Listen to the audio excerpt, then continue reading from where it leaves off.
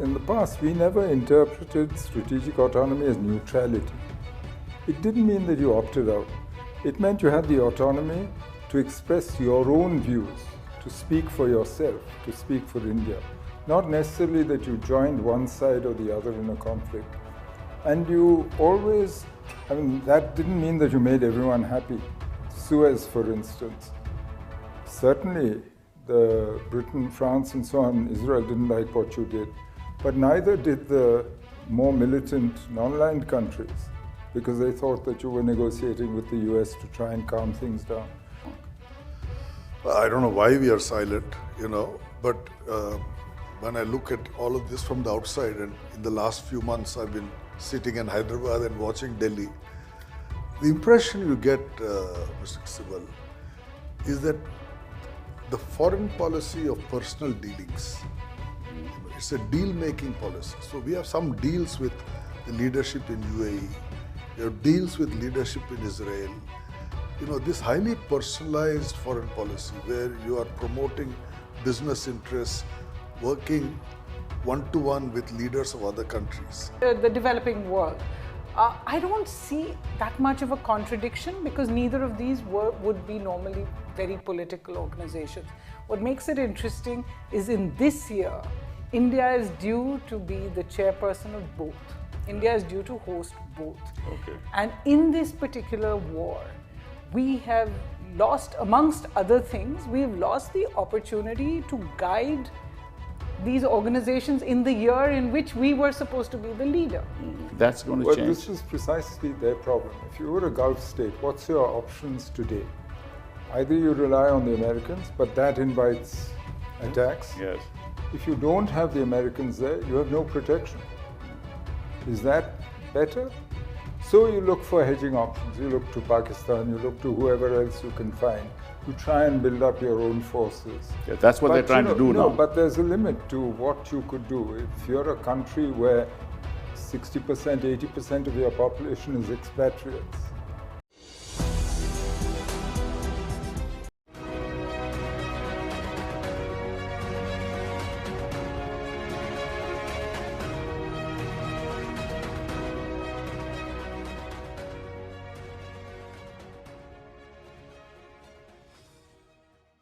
Namaskar.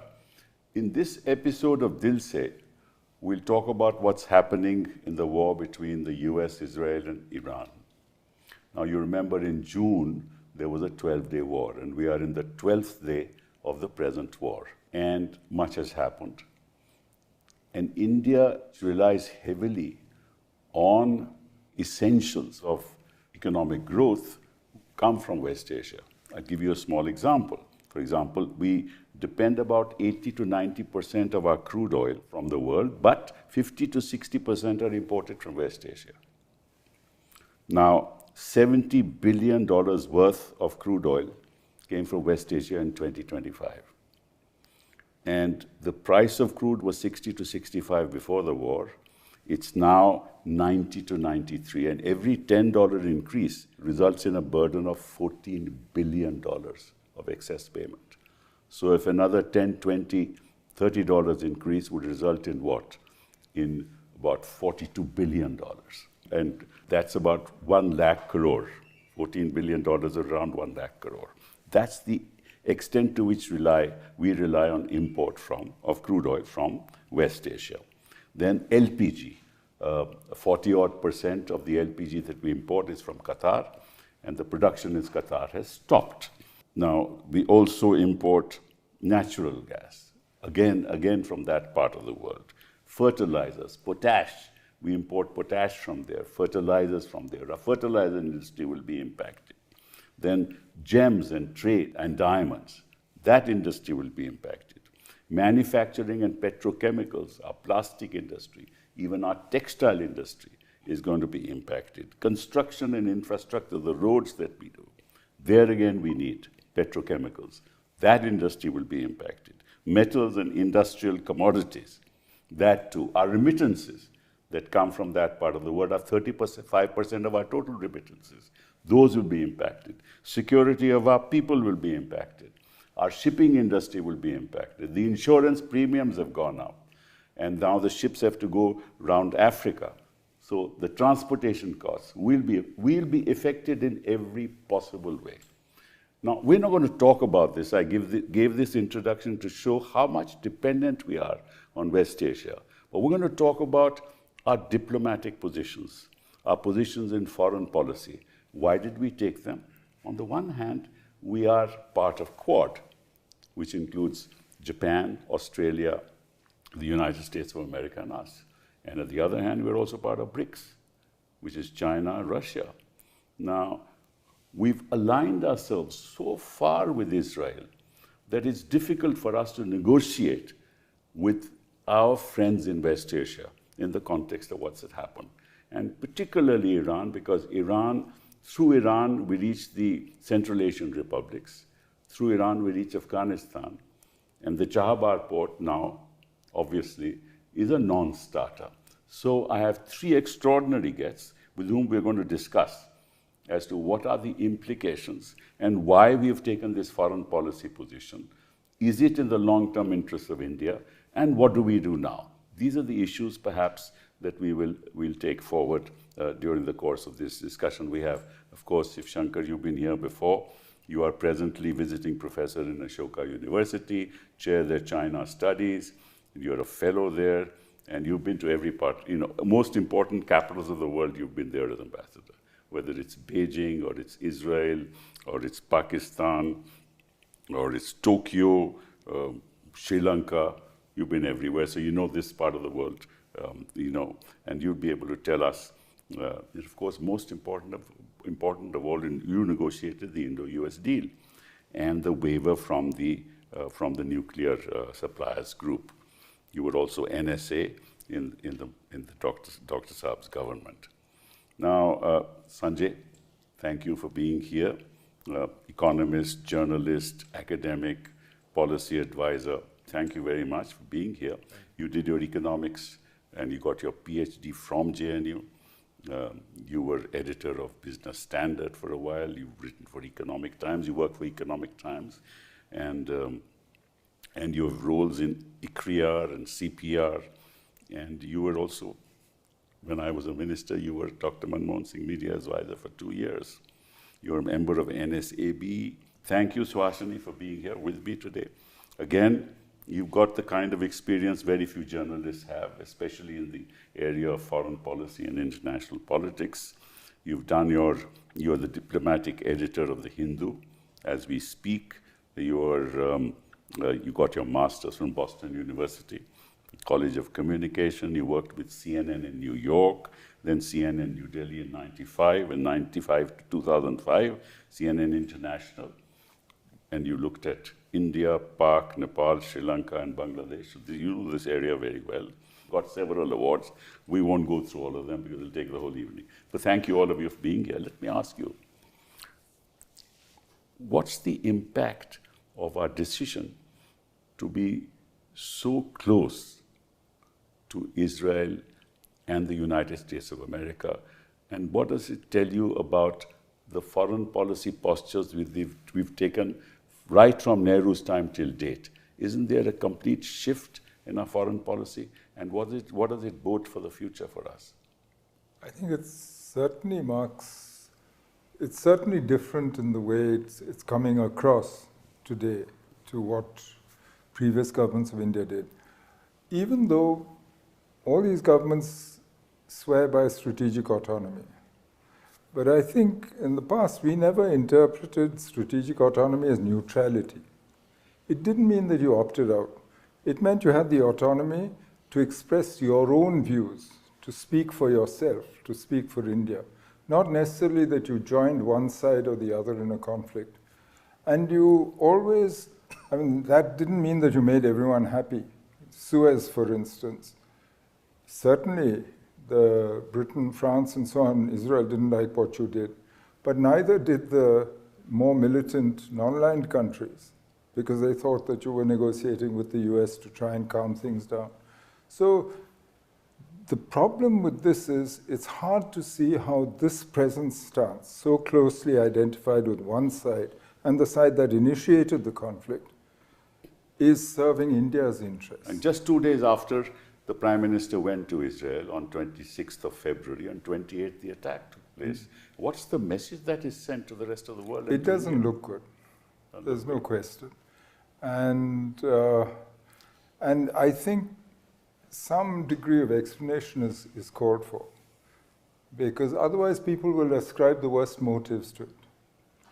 But we know that we have a lot of stake in West Asia, as I explained.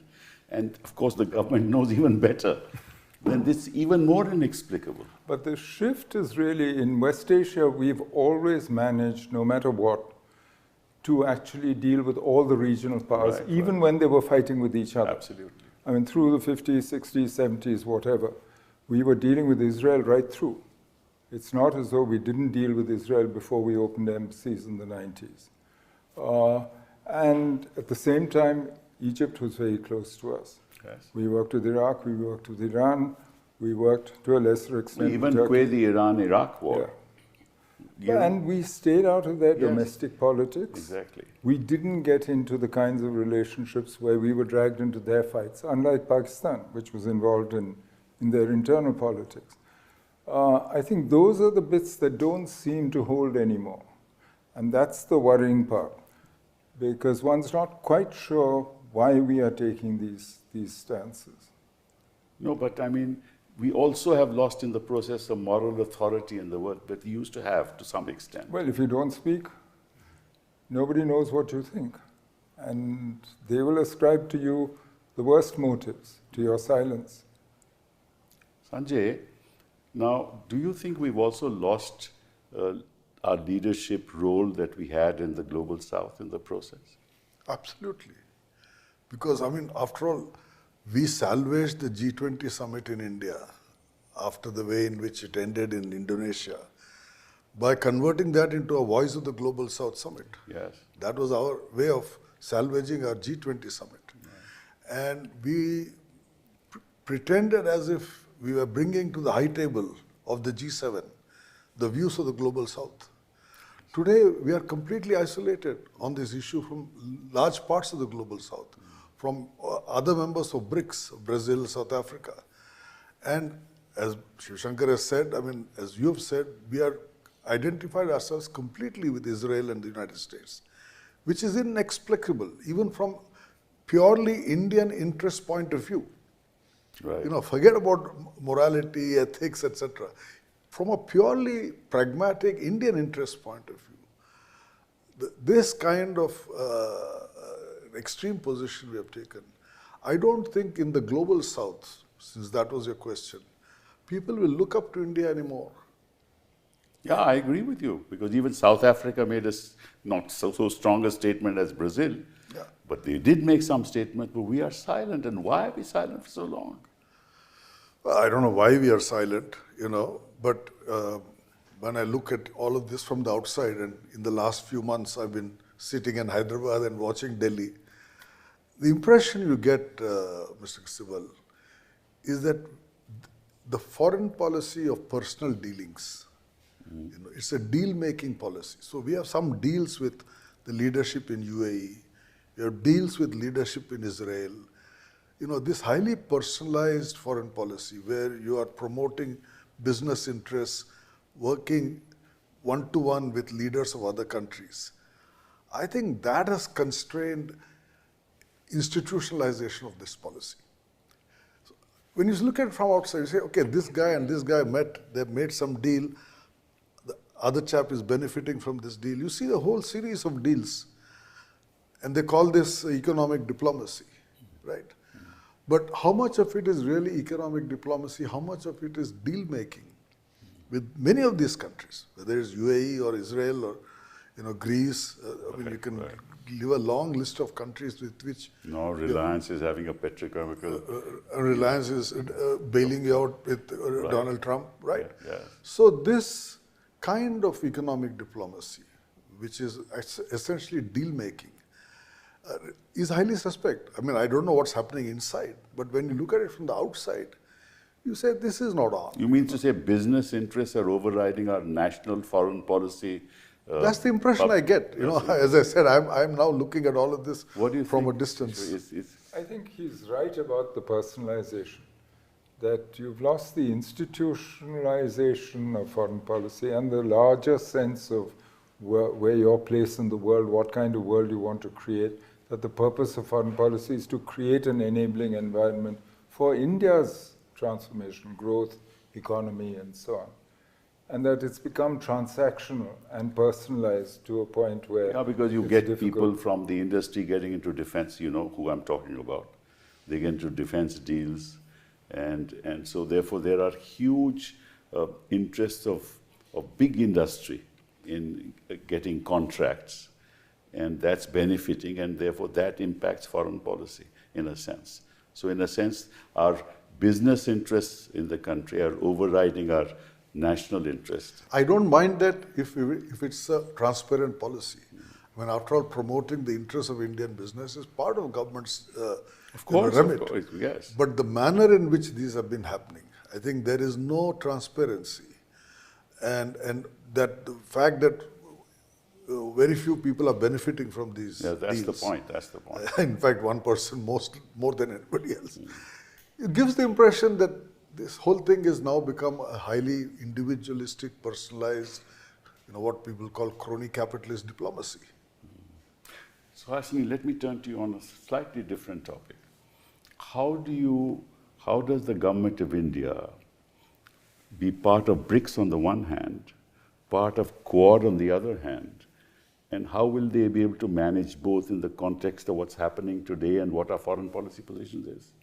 Well, it's very interesting that you asked that question and you referred to this at the beginning, because apart from everything else, apart from the membership of these two very, very disparate groupings, if you like, and I don't see, if India was to stick to its traditional tenets of strategic autonomy, of whether you want to call it multi-alignment or non-alignment or multipolarity, whichever way you want to describe it, if India was to stick to those tenets, there should be no problem. There are some things we do in the Quad which are very specific to a regional, to a geographical region, the Indo-Pacific. There are some areas where we try to help other countries in the region. There are, it's got many parts to it.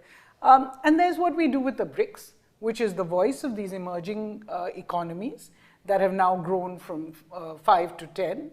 And we work on economic issues and other issues that affect the developing world. I don't see that much of a contradiction because neither of these would be normally very political organizations. What makes it interesting is in this year, India is due to be the chairperson of both. India is due to host both. Okay. And in this particular war, we have lost, amongst other things, we've lost the opportunity to guide these organizations in the year in which we were supposed to be the leader. Mm-hmm. There is no BRICS position today, simply because it is, there's actually an SCO position now. Right. But it is our responsibility to formulate a BRICS position. How are we going to formulate that when Iran is a member there? Correct. And how are we going to formulate anything with the Quad, which depends on Mr. Trump coming here? Right. It's been 2 years, actually, since the Quad was supposed to have been held in Delhi, first with Mr. Biden, then with Mr. Trump. We've been unable to bring the US president here. So I think that itself creates an opportunity. And so far, we have not taken advantage of that opportunity to build a sense of leadership. If we were to helm any statement on this war, which, as you have pointed out, is hurting everyone, hurting the whole world in so many different ways, that would have been a moment. But Trump would increase tariffs if we do something like that? Well, I don't see how any policy, after all, we are now today suffering for so many of our decisions on the basis of what Mr. Trump is going to do. Right. In 2019, when he insisted that we give up oil from Iran, and we concurred, and he said give up oil from Venezuela, and we concurred, we could have been benefiting from that oil, we could have been storing it or whatever. We would have today had a very different position when it comes to the Hormuz Straits. We would have had leverage in different ways. But we gave that up. We whetted his appetite so that he nearly made us completely give up Russian oil as well. Right. So I don't see how making Mr. Trump happy can be a real objective, because nobody knows how it is. But I do agree with you that some of the, the unanswered question of why is India's position today being seen as one-sided has to be taken in that prism of risk or damage control, if you like, that you kind of minimize the risk from the US being upset with us. Having come through a year of such tensions with the US, it seems as if the government is risk averse and doesn't want to say anything. That is why you can have 8 statements in which you criticize Iran for its attacks on the Gulf. You criticize Iran for the attacks on oil facilities, on specific bases, on specific in UAE, on buildings. But you have not one single statement in which you criticize the US and Israel for starting the war, for killing the head of a state, for the bombing, even if it's mistaken, of a school where 168 people died. Well, it certainly shows that we are stuck, as Dr. Baru said, that we are constrained, that we are unable to say what should be plain on the face. After all, when a ship that had come to India for naval exercises, full of these young sailors who were on a training exercise, is blown up by the US in what is called the Indian Ocean. Right. And to date, we have not issued a single statement. I don't know if that changes, but it's already been very late. And as a result, it's beginning to look as if we are in some way constrained from saying anything that may upset one side, while we are not doing enough in terms of the other side, which we also need. Okay, let me ask you a further question on this, because you said there's no politicization or politics involved in the BRICS. I think there's a lot of politics involved in the BRICS, quite frankly. Yes. And the de-dollarization is one aspect. I said it should be possible to leave the politics out and look at these organizations. How will it be possible? How will it be possible? What's happening? And this is why I want to ask you this question. This war has also forced Russia and China, much closer than they were. Right? And this is going to continue. And they have a political agenda now, which is going to be which will be obvious at any BRICS meeting, or when we take over the presidency.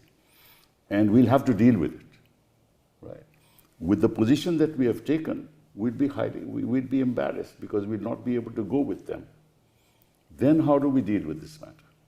I think for the moment we will just kick the can down the road, just as we did some years ago when we had this similar kind of tussle between the Quad and the SCO.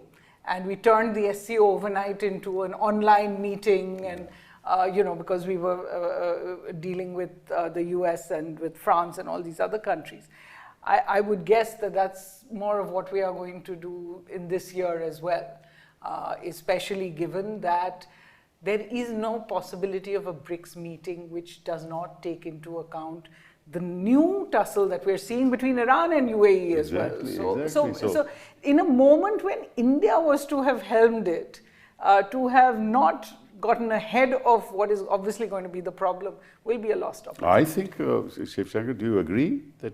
Well, I think given the situation, because this conflict has politicized it's going to come up. everything. It's going to come up. Yes.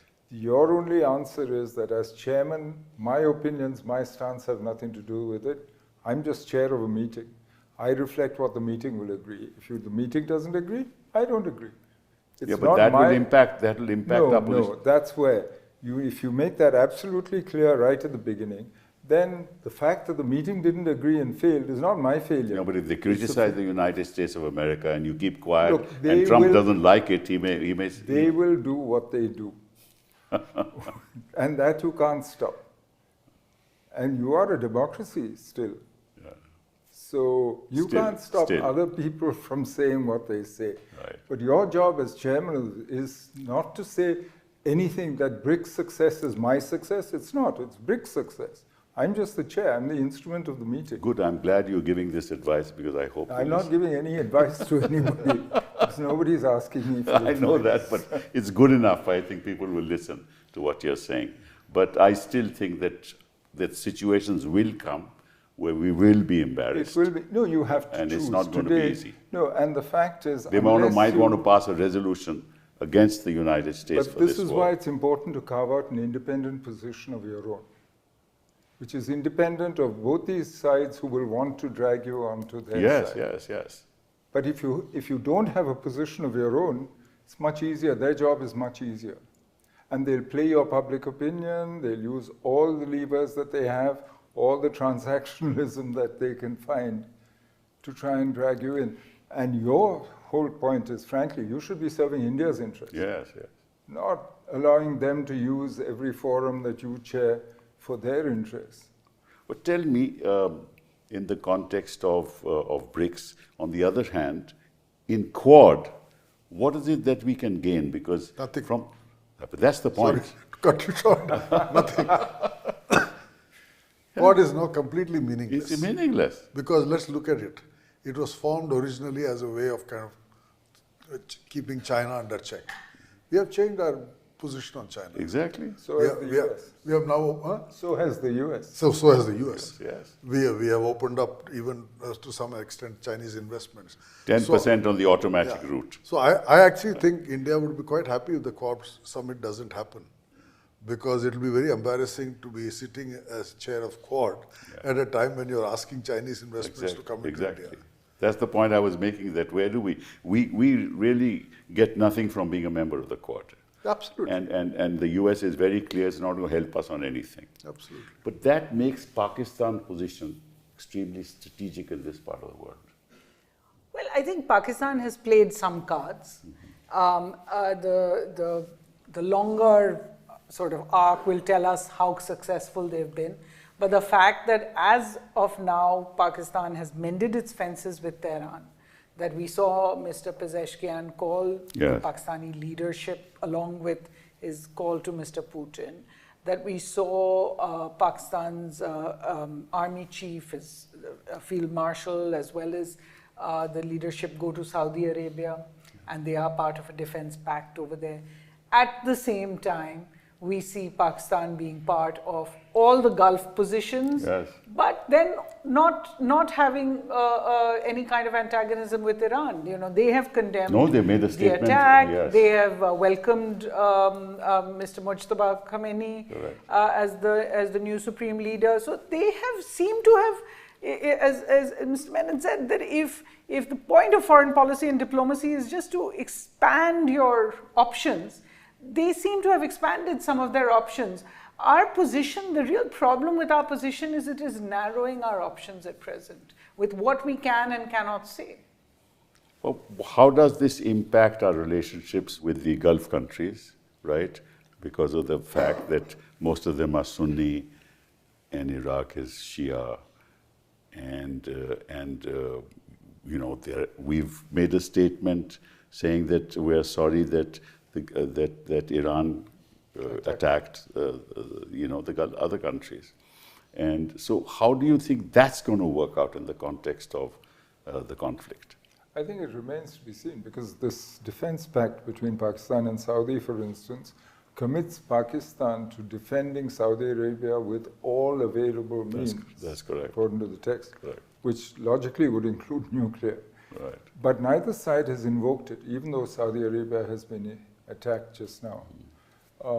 So it remains to be seen. I think all of them are hedging. None of them know where this is going to end. None of them know where they don't know who they can rely on. They can't rely on either their traditional guarantors, which is the US and others. Certainly the US, all the bases, everything, they haven't defended the Gulf countries. But they can't turn, there's no one else to turn to in terms of immediate physical presence. So Pakistan is useful because she's available for strategic rent to whoever, and that's traditional Pakistani practice. But beyond that, I think they're still at the stage of assessing where they'll end up at the end of it. But clearly, after this conflict, whenever it ends, however long it takes, there's no going back to the old ways. Yes. So they will look for other outside powers. And that's where there's actually an opportunity for India. It seems to me this is a process of churn that we're watching in West Asian geopolitics. There's an attempt by Israel and the US to remake West Asian geopolitics entirely in their favor. right? To knock out all the alternatives, such as Iran, and to ensure that there's no, Egypt is now so concerned with their own developments. So to make sure that they can redraw the map, in a sense. Syria has been done. You can see what's happened to Iraq. Yes. But I'm not so sure that they're winning, or that they will manage successfully to create a new Middle East. The kind of statements that are coming from Iran suggest that, look, if you're going to stop this war, you're going to have to tell us that you respect our rights. You have to pay reparations to us. And promise never again. And promise never again. So obviously Iran is taking a very strong position on this. So obviously it's not being decimated the way that Trump says it's being decimated. That's quite clear. But I was wanting to ask another question from you. I think the Gulf countries, whether it's Bahrain or it's other Gulf countries, having the air bases there is something that Iran says, we're going to keep bombing you because we're not against you, but if these air bases are going to be used against us, we have no choice but to bomb you, right? And they've been actually targeting them. This impacts US Gulf relationships, yes, right? Because they don't want to be dragged into the war.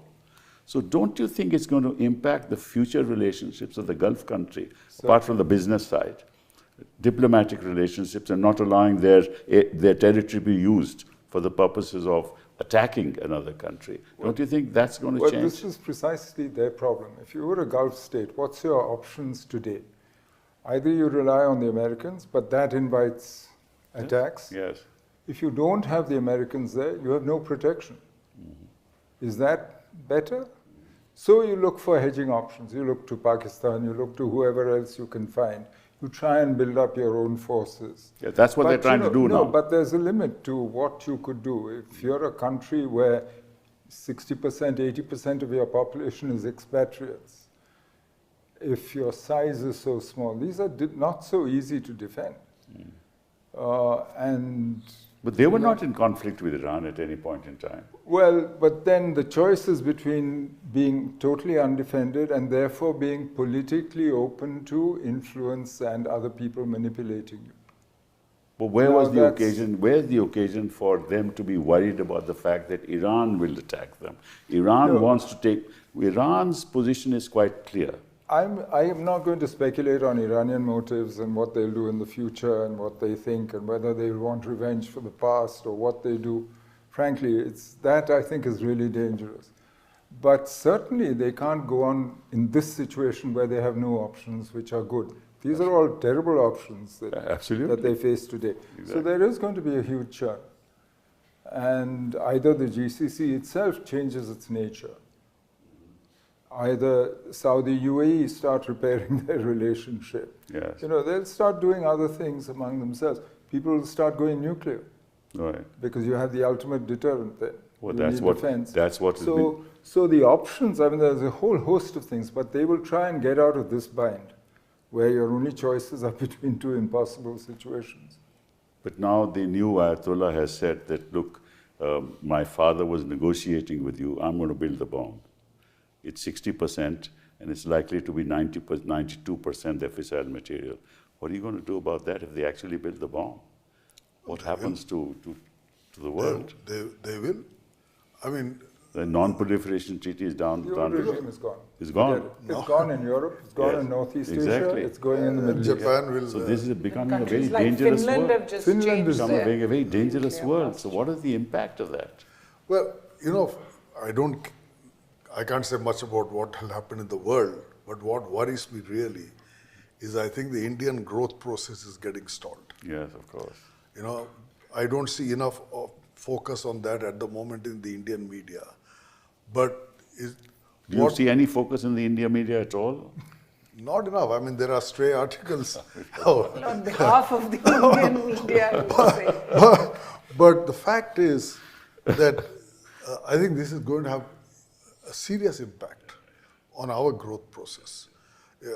Apart from the increase in oil prices and then access to other materials, I think there's a certain element of uncertainty that has crept into the global economy. And people are going to be risk averse. To restore trust in the global system. I mean, after all, don't forget, in the last 4 or 5 years, more FDI has gone out of India than has come into India. That's right? true. That's so true. there's a flight of capital that's been happening for the last 4 or 5 years when the world was stable.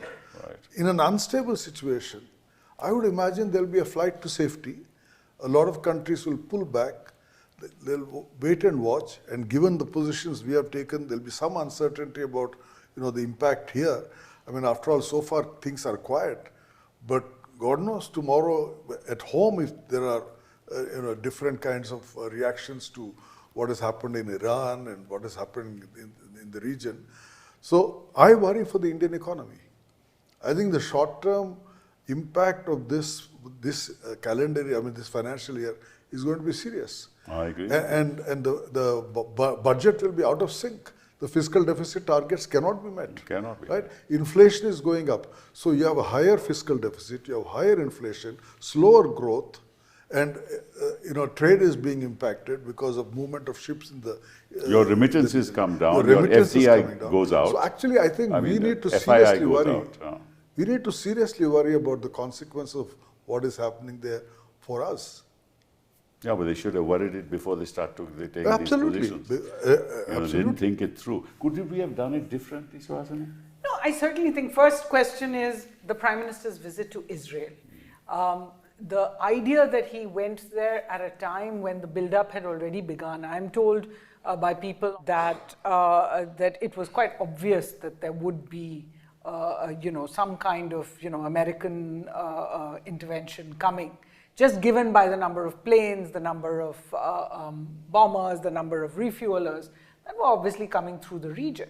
So that happens as the Prime Minister is going in.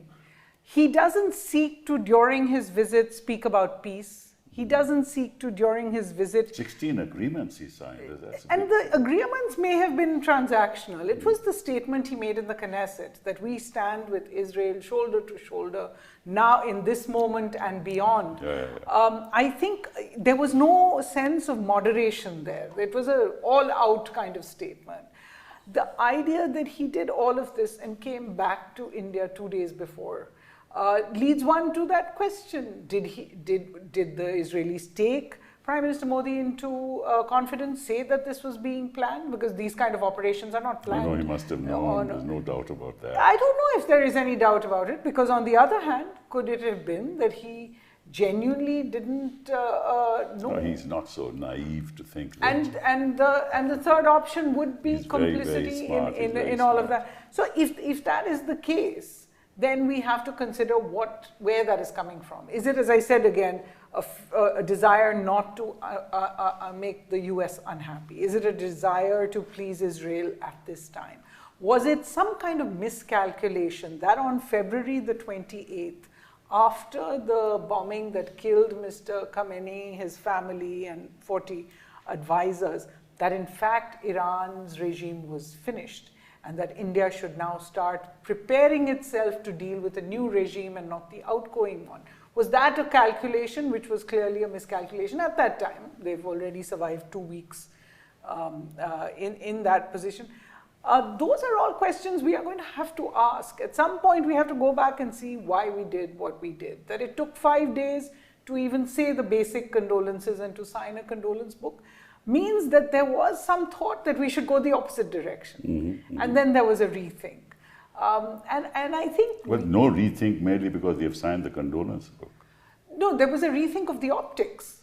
Of the optics of India. I think people believe this optics is meaningless. If you don't go to somebody and don't make a public statement, Prime Minister remains quiet ever since this war started. And then somebody goes and signs a condolence book, surely and that it's not going to convince India, it's not to convince the rest of the world. That's quite clear. So there's no change of position. They actually just had to do it. That's it. What you're saying is the most frightening, perhaps, that India is seeking just not to be seen in all of this. Meanwhile, ensuring that they don't make any statement that in any way annoys one side, which is the US-Israel side. It's not just the attacks on Iran. There are attacks on Lebanon where 634 people have died. In Iran, 1,300 civilians have died.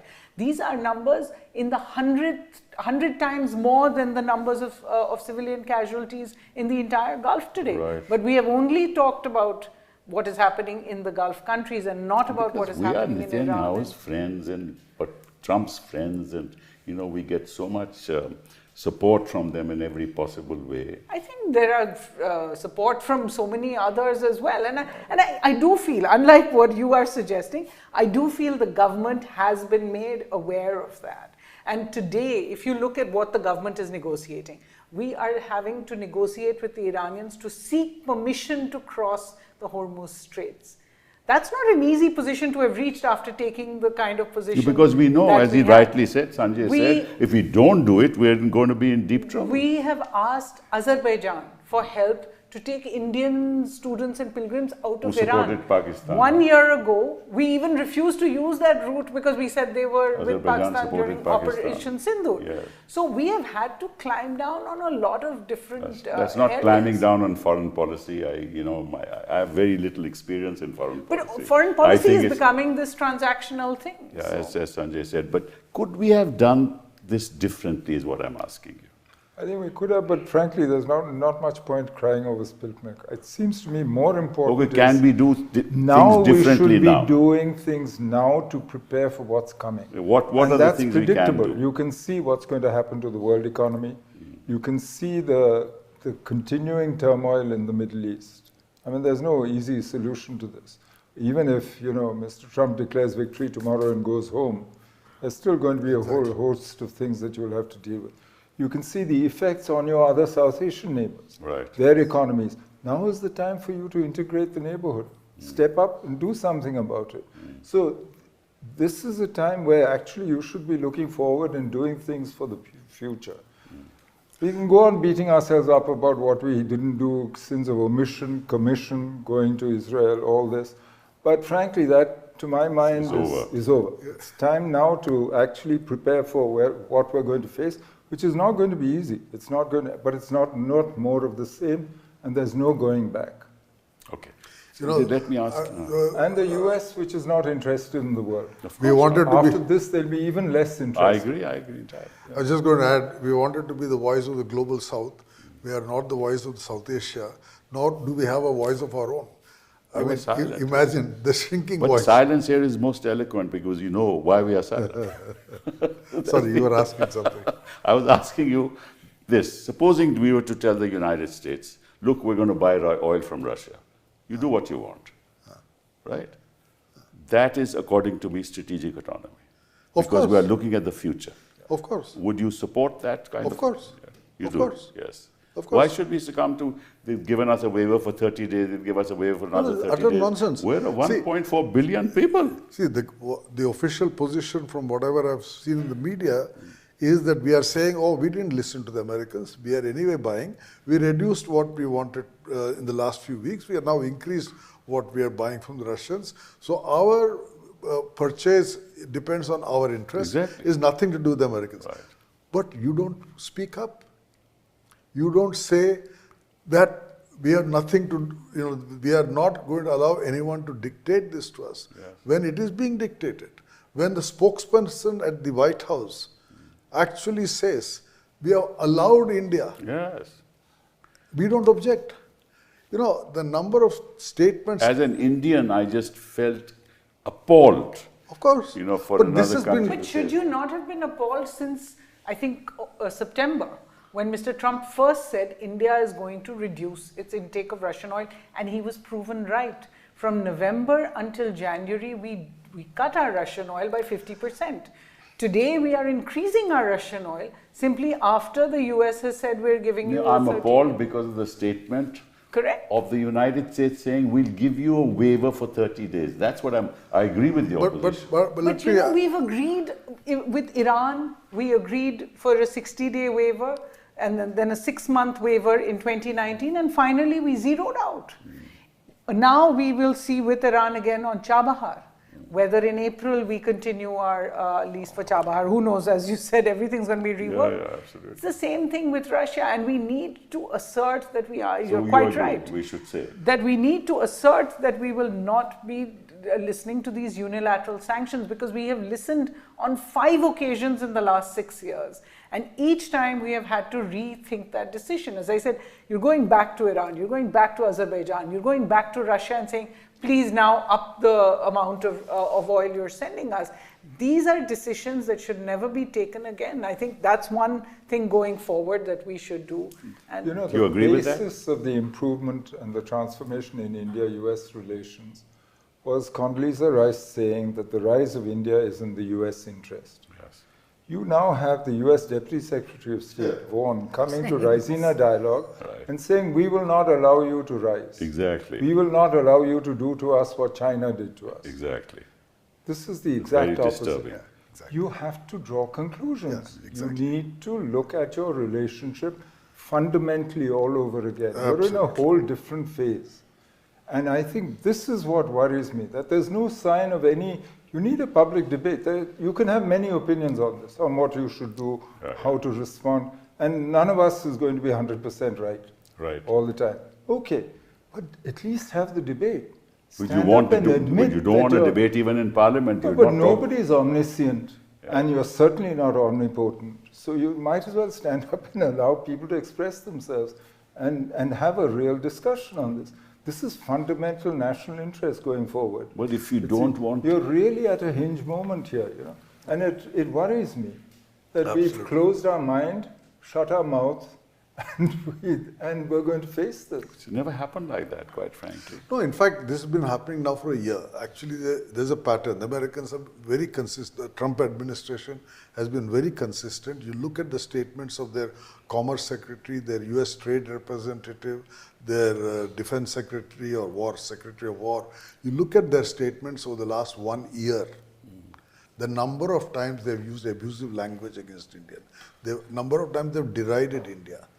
You know, not one person from this government has spoken up against them. Not one.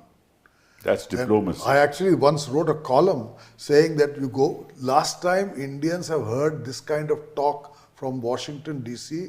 was Richard Nixon. Yeah. You know, Richard Nixon abusing India.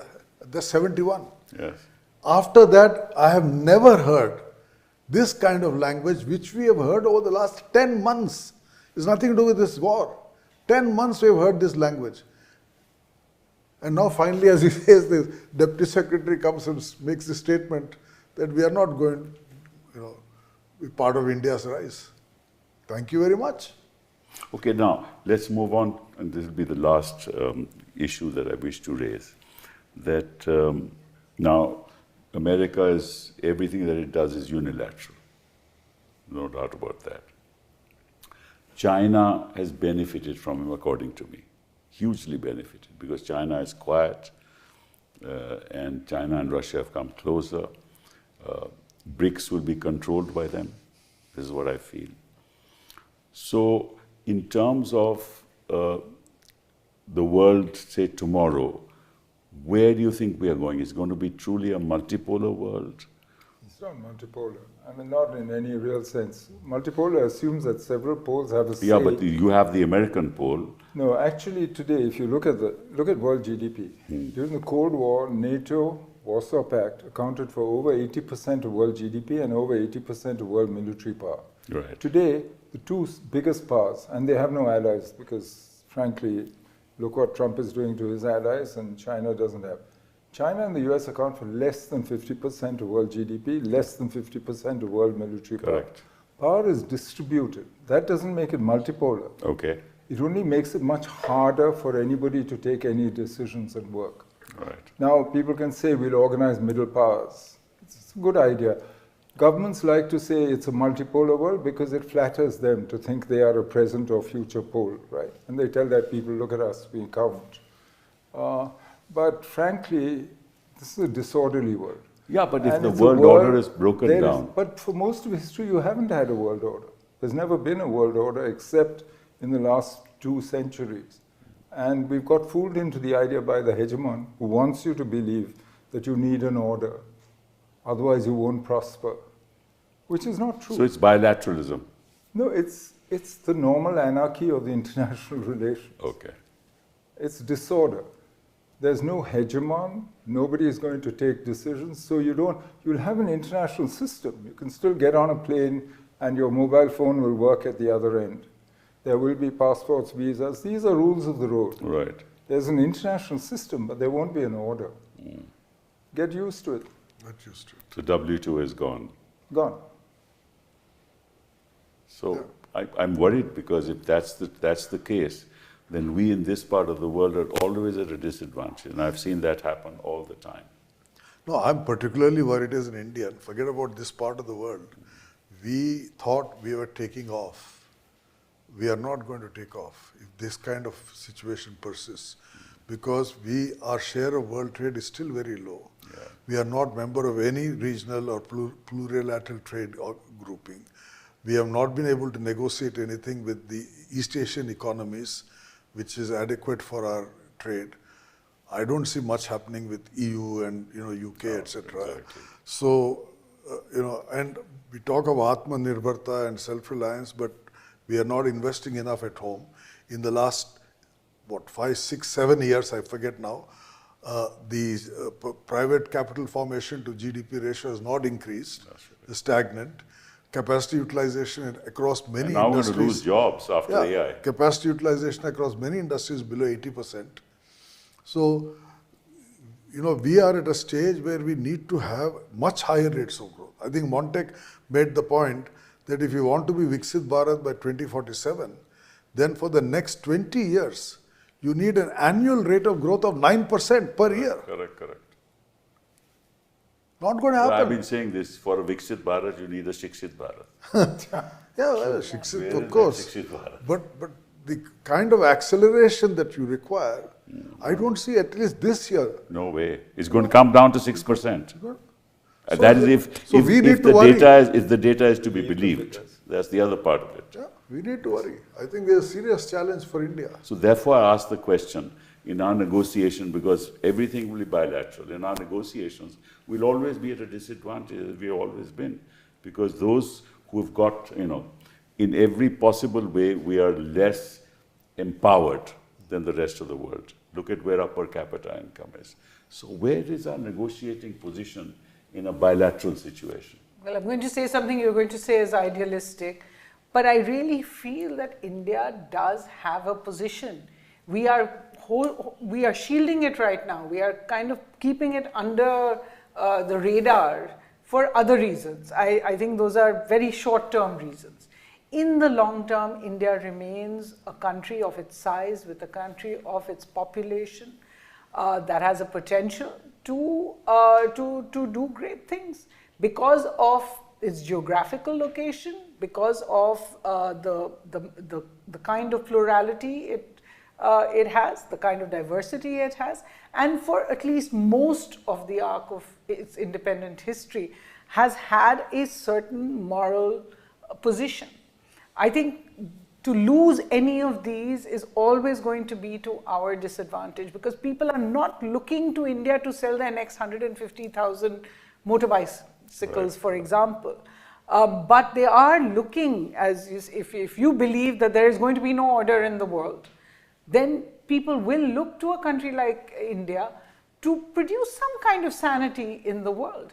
We are losing these opportunities. When I talk about the BRICS and the Quad, maybe these organizations mean nothing, but we could make something of them by taking positions that the world can agree upon, that at least all the sensible people in the world can see is a slight way forward. We can no longer just work on the idea of saying dialogue and diplomacy is the only way out, simply because we don't practice it ourselves. We don't practice it when it comes to Pakistan or even Bangladesh or any of the other countries that we have problems with.